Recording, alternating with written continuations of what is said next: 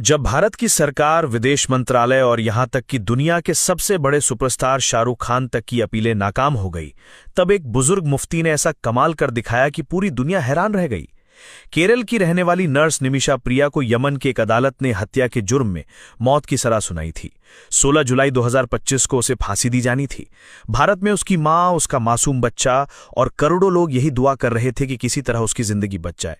कहा जाता है कि भारत सरकार ने यमन सरकार से कई बार अपील की, विदेश मंत्रालय भी एक्टिव हुआ, यहां तक कि शाहरुख खान ने भी अपने स्तर पर कोशिश की, लेकिन हालात बेहद मुश्किल थे। यमन का कानून, उनका सामाजिक ढांचा और न्याय प्रणाली, सब कुछ इतना जटिल था कि कोई रास्ता नजर नहीं आ रहा था। और तभी सामने आए शेख अबू बकर अहमद, जिन्हें लोग कांथापुरम एपी अबू बकर मुसलियार के नाम से भी जानते हैं। 94 साल के इस बुजुर्ग मुफ्ती, जिनका ताल्लुक केरल के मलप्पुरम जिले से है, उन्हें भारत का ग्रैंड मुफ्ती माना जाता है। वे सिर्फ एक धार्मिक विद्वान नहीं, बल्कि एक समाज सेवी, शिक्षाविद और लाखों लोगों की जिंदगी को छूने वाले इंसान हैं। उन्होंने वो रास्ता चुना जो शरिया कानून के दायरे में था, ब्लड मनी का।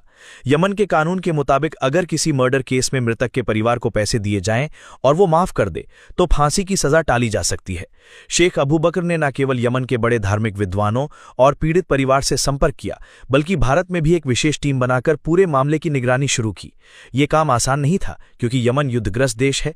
वहां तक पहुंचना और लोगों का भरोसा जीतना अपने आप में बहुत बड़ी चुनौती थी। लेकिन शेख अबू बकर का नाम, उनकी सादगी और दुनिया भर में उनका प्रभाव इतना गहरा है कि बात बन गई। उन्होंने यमन के स्थानीय लोगों से सीधे मुलाकात की, धार्मिक स्तर पर संवाद किया और पीड़ित परिवार को न्याय और इंसानियत दोनों का रास्ता दिखाया। उनकी कोशिशें रंग लाई। 16 जुलाई 2025 की वो तारीख, जिसे निमिषा की मौत का दिन कहा जा रहा था, अब जिंदगी का दिन बन गई। फांसी टाल दी गई। सोशल मीडिया पर लोगों ने शेख अबू बकर को फरिश्ता कहा, मसीहा कहा, और कईयों की आंखों में आंसू थे। एक मां की बेटी बच गई, एक बच्चे की मां बच गई। शेख अबू बकर भारत में सुन्नी जमियतुल उलमा के अध्यक्ष हैं और उन्होंने मार्कजुस सकाफती सुन्निया नामक एक बड़े इस्लामिक शिक्षण संस्थान की स्थापना की है। उनके संस्थान के तहत स्कूल, अनाथालय, हॉस्पिटल और चैरिटी सेंटर चलते हैं, जिनसे लाखों गरीबों को इलाज, खाना और शिक्षा मिलती है। उनका प्रभाव सिर्फ भारत तक सीमित नहीं है।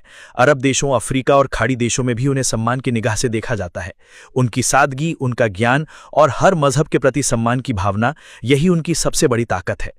आज जब भारत की बेटी मौत के मुंह से लौट आई है, तो उसकी वजह ना कोई नेता है, ना कोई सेलिब्रिटी, बल्कि एक बुजुर्ग मुफ्ती, जिन्होंने अपनी पूरी जिंदगी इंसानियत के लिए वक्फ कर दी। तो सोचिए, ये सिर्फ एक इंसान की जान नहीं बची, ये उम्मीद बची है, इंसानियत जिंदा हुई है। और इसका श्रेय जाता है भारत के उस सच्चे फरिश्ते को, जिसे दुनिया शेख अबू बकर अहमद के नाम से जानती है।